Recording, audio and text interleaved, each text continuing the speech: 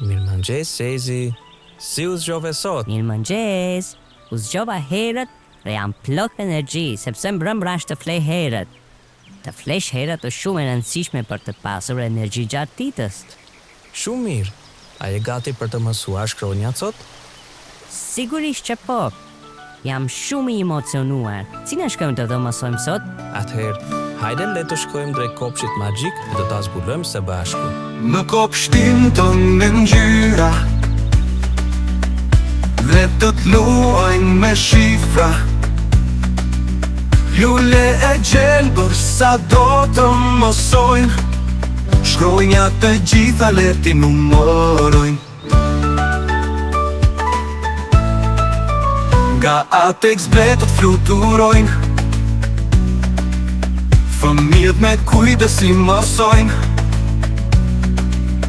Numra në qell shkruan me mjalt, letrat dhe shifrat bëhen një vals. Leto qajnë qdo lule, fëmijët që shinë si zogi pyllit, në çdo lojë një këngëre, shkronjat dhe shifrat dhe do t'i mësojnë.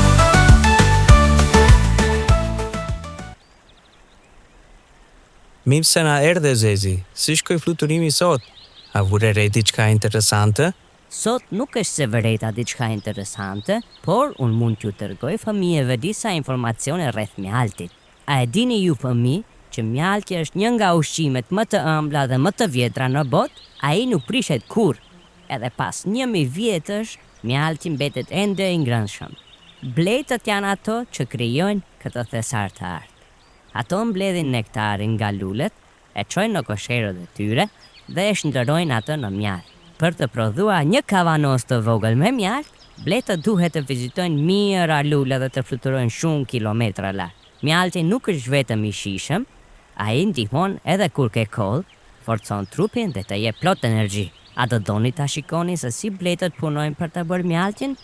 Ndoshta mund ta vizitojmë një ditë koshin e bletëve së bashku me mua. E shikoni fëmijë? Zezi jo vetëm që është moderatori më i mirë i kopshtit, ai po ashtu është një punëtor i jashtëzakonshëm dhe ndikon tej mase në prodhimin e mjaltit. Zezi, më duket se lulja është gati të na tregojë shkronjën e radhës. Hajde ta shikojmë nga afër. Sa emocionuese. Vi.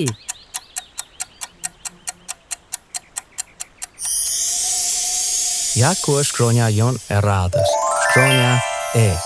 E për çfarë mund ta përdorim këtë shkronjë? Para se të fillojmë shpjegimin e shkronjës, së pari le të tregojmë se si shkruhet ajo. Fëmijë, më tregoni se ku duhet ta regjistrojmë shkronjën. Shumë bukur, në librin e diturisë. Atëherë, le ta therasim së bashku. Libri i diturisë, kemi nevojë për ty.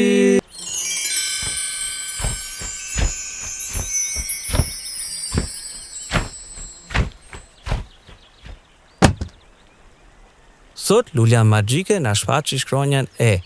Më tregoni ju tani se çfarë duhet të shkruaj. Shumë e saktë, së pari e shkruajmë shkronjën E të madhe të shtypit.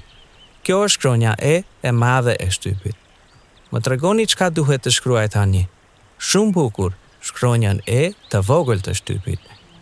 Kjo është shkronja e vogël e shtypit. A mund të më tregoni se për çka i përdorim shkronjat e shtypit? Mrekullueshëm. Me shkronjat e shtypit shkruajmë libra e gazeta. Përveç shkronjave të shtypit, kemi edhe shkronjat e... Shumë e saktë, shkronjat e dorës. Po për çka na hyn në punë shkronjat e dorës? Pikërisht, për të shkruar me dorë. Atëherë, le të shënojmë shkronjën E të madhe të dorës. Kjo është shkronja e madhe e dorës. Dhe në fund na mbetet të shkruajmë... shkronja e vogël e dorës. Të kështu e shkruajmë shkronjën E të vogël të dorës. Tani regjistruam shkronjat në librin e diturisë. Përshëndetje Zezi. Na erdhi një vizitor. Përshëndetje Erli. Si je sot? Jam shumë mirë. Shkronja E është shkronja ime e preferuar. A mund ta gjesh pse? Ndoshta sepse emri yt fillon me shkronjën E? Pikërisht. Dhe jo vetëm kaq, a e dini se ka diçka shumë interesante që fillon me shkronjën E, quhet Era. Era? Nuk më vajti mendja tek Era. Na trego më shumë për Erën, Eli. A i ke ndjerë ndonjëherë kur të fryn Era në faqe?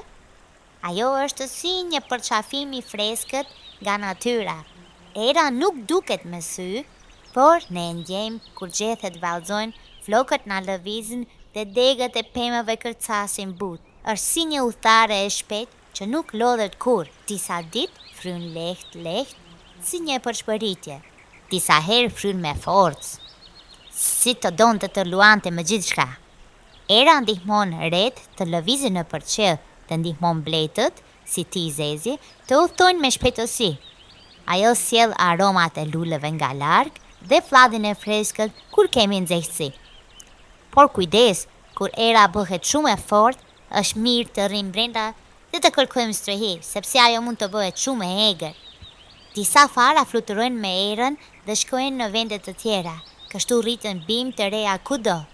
Unë, Bleta Zezi, e përshëndes gjithmonë Erën kur nis të fry, sepse ajo më fton në një aventurë të re fluturimi. Dhe çfarë tjetër fillon me E? Me E fillon edhe fjala elefant, ashtu si që jam unë. Elefantët janë kafshët tokësore më të mëdha në botë. Ato kanë vesh të mëdhe, një hund të gjatë që quhet brunc dhe një zemër të madhe e të butë. Me bruncin mund të pinë ujë, të përqafojnë ose të hanë dhe të përshëndesin miqtë të tyre. Elefantët jetojnë në familje të mëdha dhe kujdesen për njëri tjetrin me shumë dashuri. Kur një elefant është i trishtuar, të tjerët e ngushëllojnë me prekje dhe përkëdhelje. Tani që i shpjeguar dhe dëgjuam shumë informacione, çka duhet të bëjmë?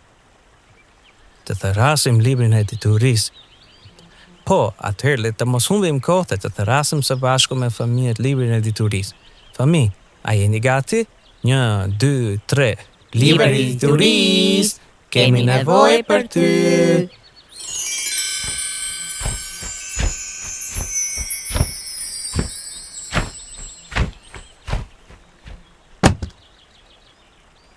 A jeni gati për të mbajtur shënimet?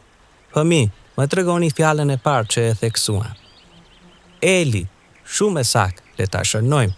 E, L, I. Ja ku na krijoi libri një foto nga Eli. Po fjala e dytë, a ju kujtohet? Shumë mirë, Era, freskia e natyrës. Le ta shënojmë. E, R, A. Ja dhe një foto nga Era. Po fjala e tretë, a ju kujtohet? Elefanti, pikërisht, perfekte fëmijë. Le të shënojmë fjalën elefant.